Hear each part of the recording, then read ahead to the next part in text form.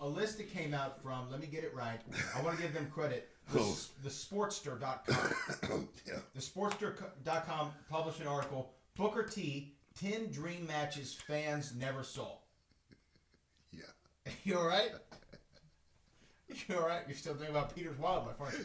Yeah, man. You remember the story. That's what that Oh, match man, was. Peter's Wildlife, man. That's That's some that. fun at that club. So man. do you want to break down this list? Yeah, let's bring it down, man. So there are 10 of them, 10 matches. Here's what they put as number 10. So they ranked them in order from 10 to 1.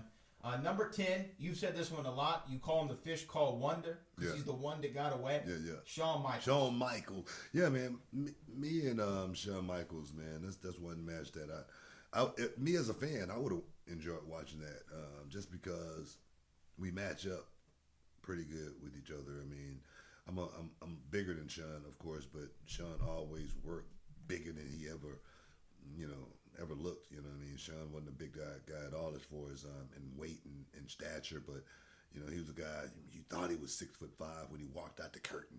You know, when the crowd went crazy, you say, "Oh man, this guy here, man!" And then he was just known for going out there and having spectacular, contests, spectacular matches as far as the drama, the psychology that would go into it, the ride that he would take the fans on. I was like, man, I would love to have got a chance to work with Shawn Michaels. Yeah, he's the fish that they call Wonder, the one that got away. Yeah. So yeah. Number 9 on the list is the American Dream, Dusty Rhodes, baby. You never worked Dusty? I didn't know that. I thought you would have had a tussle with Dusty. You know, man, I think I was in the ring with Dusty. In a tag, but never in a kind of like with Shawn. You're in the chamber. Yeah. It was just a blessing too. Actually, I've been around Dusty, but I don't know, man. Dusty was that era before me, but Dusty was one of those guys that could work with anyone. I don't know. I don't see that matchup right there being that intriguing. Yeah. Okay. Here's one though. Hulk Hogan. You know, man. The thing is, man, I don't think Hulk would have wanted to put me over. I think that would have been the problem working with Hulk. I mean, me and Hulk, we never had no beef with each other or anything like that. But y'all are cool, right? Yeah, we're cool with each other. But I think Hulk wouldn't have wanted to go out there and put me over properly, if put me over at all. You know, so I think it would have been a problem. You know, getting in the ring with Hulk. Hulk, you know, I don't know what his mindset was, but back then, you know, even with what happened, you know, back in 2000. It was exactly. I can only imagine if it would have happened before that. You know what I'm saying? So, no, I don't see that would ever happen. Okay, this was a weird one to be on the dream matches. Dean Malenko. Actually, me and Dean, we actually did something back in WCW. Man, I was so mad, man. It was crazy, man. Me and Dean, we almost got into a fight that day. Why? Me and Dean, excuse me, me and Dean Malenko, we're really tight, man. We're really tight. We're good friends. And I'm sure he remembered this just like, you know, yesterday because, you know, we were in the production room talking to the agent. And, man, I was a television champion. And I had wrestled, you know, La Parka, Super Crazy, Jericho, right? Jericho, and I wrestled every one of the cruiserweights, and I wanted somebody, you know, a little bit bigger, and I was like, man, you know, Dean Malenko was there, and I said, man, come on, man, at least, you know, give me somebody my size. And Dean looked at me, man, he stormed out, he was so mad, and I had to go and chase him down. And I go, man, I'm sorry, man, I apologize, man, I didn't mean it that way, you know what I mean? I'm not talking about you personally, you know. Even though I was getting ready to wrestle him that night. but so y'all did wrestle? Yeah, we did something, yeah. Okay, number 6 on the list, Paolo Cruz. I would have beat the hell out of Paolo Cruz. But no, Apollo's one of those guys, man. He want to flip, he want to fly, you know what I mean? And my thing is, man, I'll give a little aerial here and there, but I'm more of a Mark Coleman type. Mm-hmm. Ground and pound. That's right. Throw hands, knees, elbows. Mm-hmm. You know, I mean, if you ever seen the movie Well, the brother Tong Po. You know what I mean? When Tong Po, he say, in round one, I'm gonna use hands. In round two, elbows. In round three, knee. In round four, I use all three.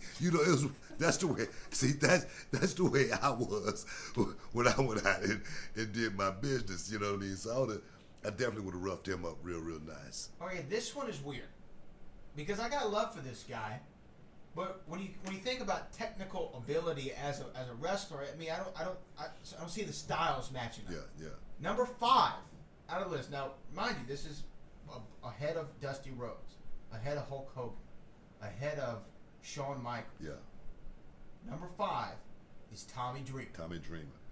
Hey man, the innovator of violence. Mm-hmm. That's what they call him, That's right? No, man, I would have loved to have worked with Tommy Dreamer when he was like 25. Right. Tommy ECW era. Tommy Dreamer, man, he was a really he was a good looking kid, man. Cut. They put the rocket on him. I mean, he was a guy that you could really go out there and draw money with when he was coming up. He morphed into this like I say, innovator of violence. But Tommy Dreamer was a guy, man, that was definitely top billing at one point in time in his career. So definitely, I can see that happening. All right, number 4. We had him here at Reality Wrestling. Juventud Guerrera.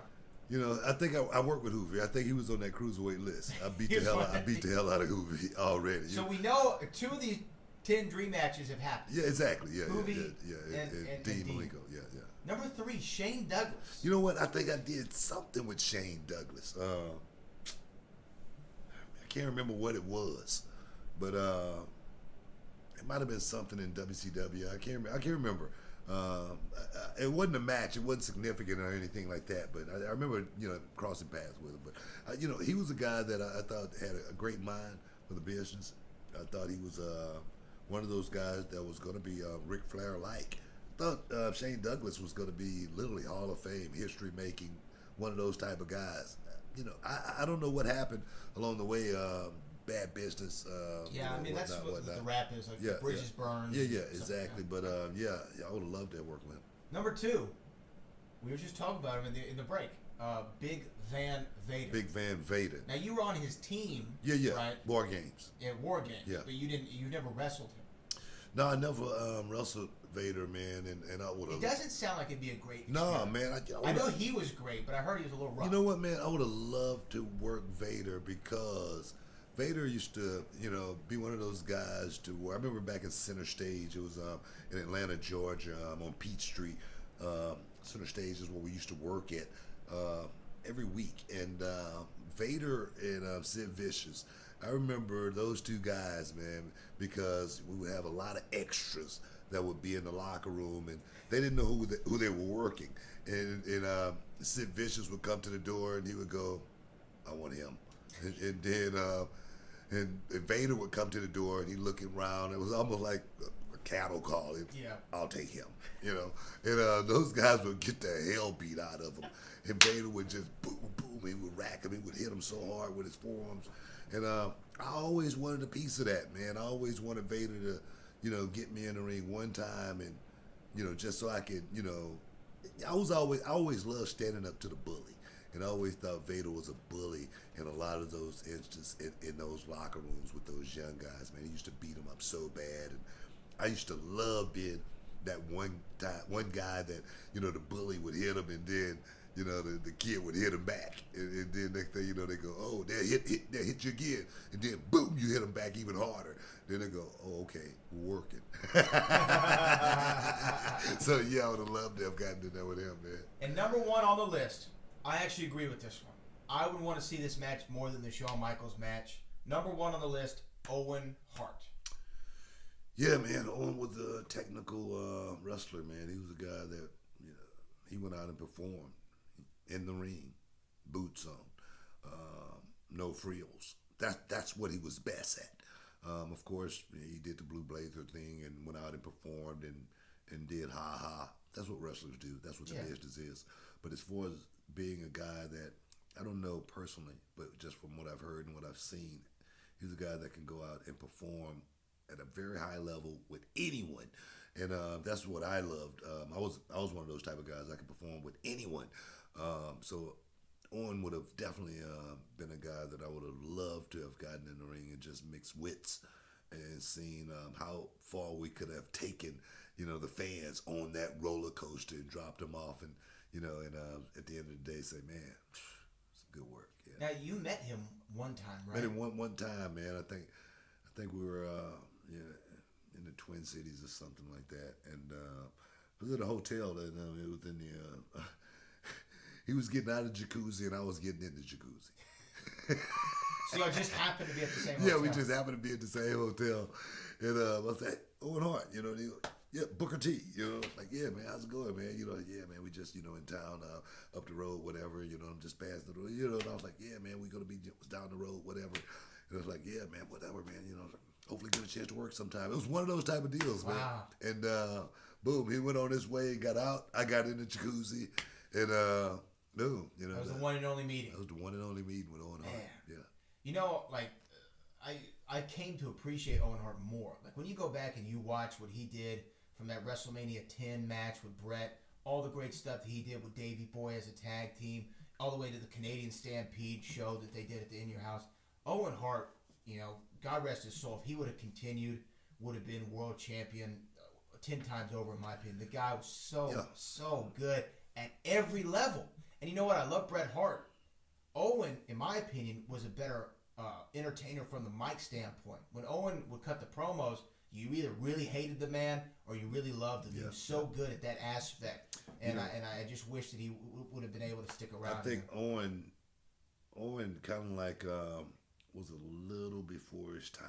Mm-hmm. It was literally a minute before his time because, and like you say, he would have had to, weather the storm and stuck around, and then boom, everything would have settled back in. As far as looking at the wrestler for what he is and what he really brings to the table. Yeah. That's like when the Radicals came over. Those guys came over because they were performers, man, because they were wrestlers. And Owen was the same way. And I think Owen was one of those type of guys. Like I say, man, what's my role tonight? I'll go out there and play it. But if Owen was at that time where the wrestler was the main primary objective of what we were looking for, Owen would have been the guy working at the top of the card each and every week. That's why I say he was a little bit before his time, because everything was, show-oriented. Everything was about a gimmick. Everybody had to go out and do something, the Duke the Dumpster Drosy. It had to be something totally off. And Owen was just, like I said, a little bit before his time as far as being from Canada and having that background as far as what those guys go out there and do. But see, I think the reason he was so good and why I think y'all would have matched up well together is because, similar to you could have put Owen on the beginning of the show, the middle of the show, or the main event, and he's going to give you exactly what you need to make the entire show what it needs to be. Do you know what I'm saying about that? Definitely. He could work at any part of the card. He could work, and he's going to work with any guy at any level in the card and give him a great match. That's why I think Owen Hart and Booker T. Yeah. Oh man, that would have been a match. That would have been a match. I missed a lot of great matches, man. I missed a lot of great talent not getting in the ring and really mixing it up with Mr. Perfect, Kurt Hennig. I wish he was on that list, man. He was a guy that I really wanted to get out there and work with, man. You never worked together? Nah, man. And he wanted to work with me so bad, man. When he came to WCW, he wanted to do an angle, and I don't know what it was, but they never pulled a trigger on it. But Didn't he want to make you Mr. Perfect? Yeah, he wanted to make me Mr. Perfect, and I was like, man, that's crazy, So he came to you and said, hey, Book, I got this idea. He talked to me about it so many times, man. He wanted to make me Mr. Perfect. He wanted to do the whole skit all over again with me. Yeah, it was nuts, man. And, if I could have got like that on my highlight reel with Mr. Perfect, man, how complete what the career would have been with something like that, man. You're a 3-time Hall of Famer. Oh, man, it's crazy. Hey, man, we got a whole lot more for you, man. I told you we're going to get around to some